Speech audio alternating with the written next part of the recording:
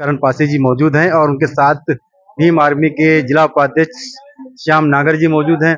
दोनों युवा साथी आज लगातार अपनी टीम के साथ हरदोई में पीड़ितों कांड हुआ उसमें मैं भीम आर्मी जिलाध्यक्ष से बात करूंगा कि सर उस जो प्रकरण हुआ उसमें कैसे आपने सफलता पाई और सूचना कहाँ से मिली आप? सर बहुत धन्यवाद। बहुत बहुत धन्यवाद और बहुत बहुत धन्यवाद ललई दस्तक न्यूज 24 लाइव, जो आप लोग हमारे समाज की आवाज को उठाने का काम करते हैं। और जैसा कि आपको पता है कि क्या प्रकरण था, उसमें लड़की को दफना दिया गया था बिना किसी सूचना के। कोई पुलिस को सूचना नहीं दी गई। उसको जैसे ही हमारे जानकारी मिली, हमारे टीम के कुछ साथी वहां पे पहुंचे और उन्होंने मुझे जानकारी दी कि अध्यक्ष जी ऐसा ऐसा मामला है यहाँ पे।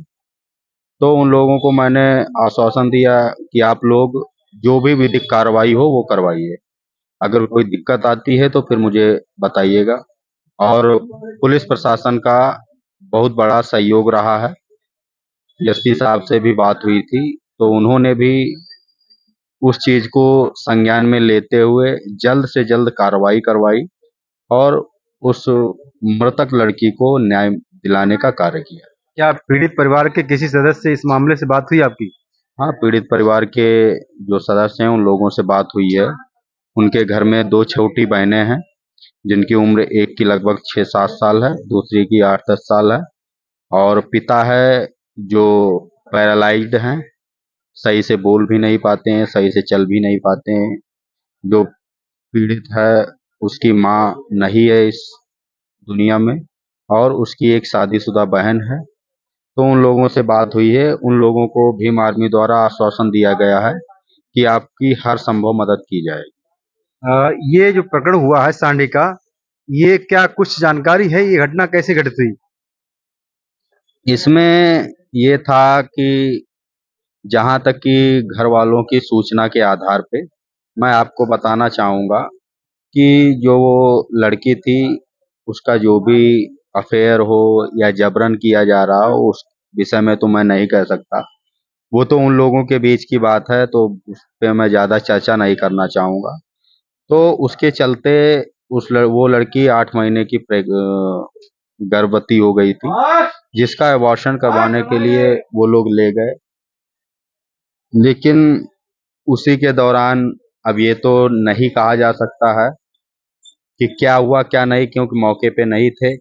अब जो भी पोस्टमार्टम रिपोर्ट पे आएगा, और जो एसपी साहब हैं वो बहुत अच्छे से कार्य कर रहे हैं, तो उन पे हमें पूरा भरोसा है और पीड़ित को भी भरोसा है कि उसको न्याय मिलेगा और निष्पक्ष जांच करवाई जाएगी। जो अभियुक्त हैं उनकी गिरफ्तारियां हो चुकी हैं, क्या अभियुक्त की तरफ से क्या कुछ आपको धमकी मिल रही है क्या कुछ?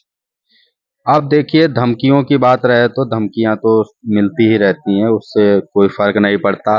अब जरूरी नहीं कि धमकी देने वाला वो विपक्ष का ही है या इसमें कोई तीसरा फायदा उठा रहा है, तो इसको जस्टिफाई नहीं किया जा सकता। लेकिन मैं दरख्वास्त करूंगा हरदोई एसपी साहब को, और उनको बहुत जल्द हम एक प्रार्थना पत्र भी देंगे कि हमारे लिए एक शस्त्र की लाइसेंस इशू करवाई जाए।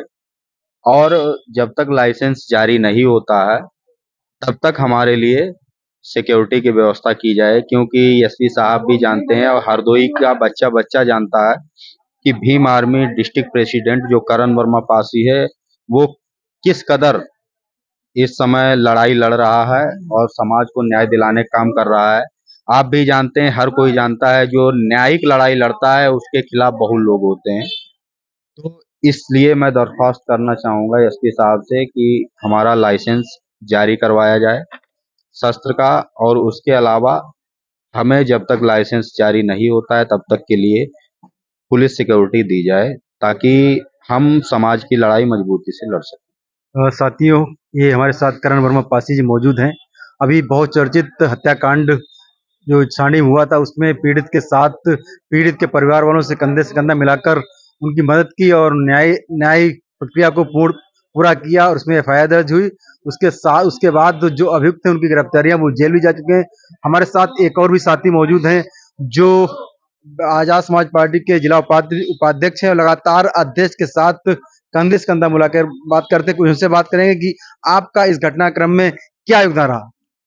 बहुत बहुत धन्यवाद भाई जी, आपका जो है आपके चैनल के माध्यम से हम लोगों की आवाज़ बहुत दूर दूर तक जाती है।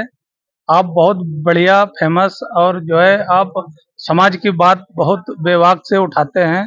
बहुत बहुत धन्यवाद आपको।